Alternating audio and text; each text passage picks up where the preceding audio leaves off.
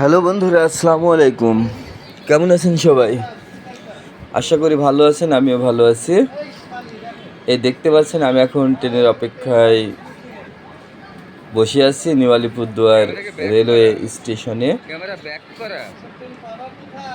তো আমাদের ট্রেনটা কিছুক্ষণের মধ্যেই চলে আসবে, আর 4 মিনিট টাইম আছে ট্রেন ঢুকতে।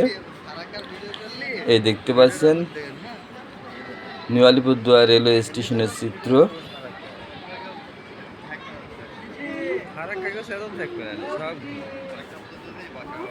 আল্লাহ পাক যদি ভালো করে, আমি দেখেন একজন ভিডিও কলে কথা বলছে। আল্লাহ পাক যদি ভালো করে এই ট্রেনটা যদি আমার যাত্রা যদি শুভ হয়, সুন্দর হয়, আল্লাহ নিলে কালকে সকালে আমি হাওড়াতে নামবো, আর হাওড়ার কিছু ভিডিও আপনাদেরকে দেখাবো। এটা আসছে, এটা মাল ট্রেন। এই ট্রেনটা সম্ভবত এখানে থাকবে, কারণ সামনে ডবল লাইন। আমাদের ট্রেনটা যেহেতু ঢুকবে, কিন্তু ট্রেনটা এখানে দাঁড়ানোর কথা, ক্রসিং হওয়ার কথা। এই মালগাড়িটি দেখা যাক। দেখতে পাচ্ছেন যাত্রীরা যে যার মতো, হ্যাঁ গাড়িটা এখানেই থেমে গেল। তার মানে আমাদের গাড়িটার কিছুক্ষণের মধ্যে ঢুকবে। যাত্রীরা যে যার মতো সবাই রেডি হচ্ছে, তৈরি হচ্ছে, কারণ এই গাড়িটা এখানে অনেকক্ষণ দাঁড়ায় না, মাত্র 2 মিনিট বা 3 মিনিটের মতো স্টপেজ দেয়। এই দেখুন অনেকেই ব্যাগ ট্যাগ রেখে ওয়েট করছে গাড়ির জন্যে।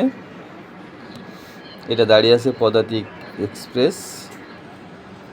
পদাতিক গাড়িটাই আমাদের গাড়িটা ছাড়ার হয়তো 15 মিনিট পরে ছাড়বে।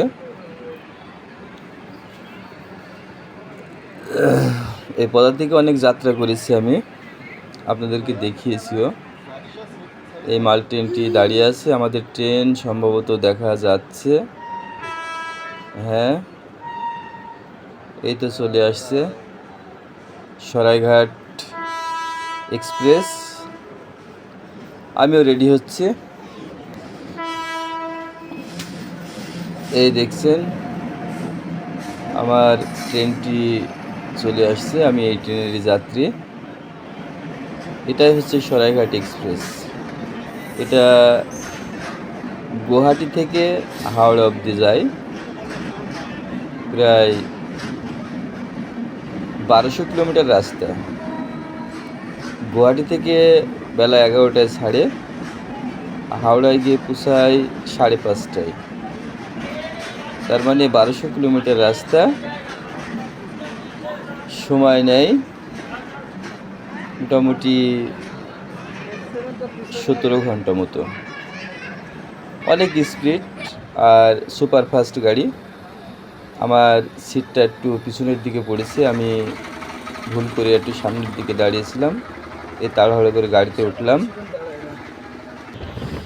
এই গাড়িটা ছেড়ে দিয়েছে। সবাই ভালো থাকবেন, ভিডিওটি লাইক শেয়ার কমেন্ট করবেন। খোদা হাফেজ।